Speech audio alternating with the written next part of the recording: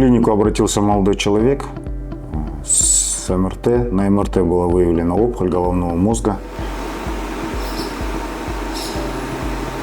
Консилиумом решено было провести оперативное лечение, так как опухоль уже начала сдавливать ствол головного мозга.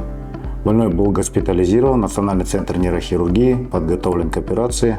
Опухолевая ткань разъедала кости основания черепа, обрастала крупные сосуды головного мозга и прорастала в ствол головного мозга. Сложность состоит в том, что опухоль распространялась в заднюю черепную ямку.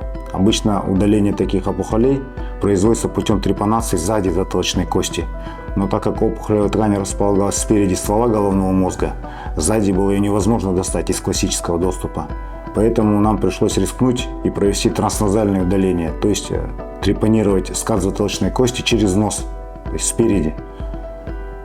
Это дало преимущество, ствол мозга остался интактным, опухоль была удалена полностью без неврологических выпадений.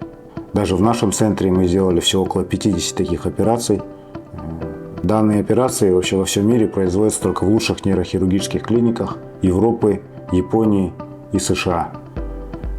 Операция прошла успешно, осложнений не было, пациент проснулся в течение часа после данной операции.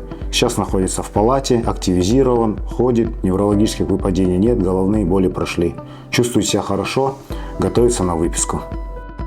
Голова прошла? Я могу. Жақсы. Аппетит, сон, все нормально, да?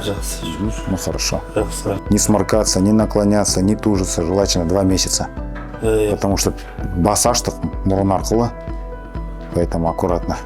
Жақсы ма? Режим. И дальше потом рекомендации скажу при выписке. Что делать, как делать, к кому обращаться. Хорошо? Ну жақсы, все. Выздоравливайте.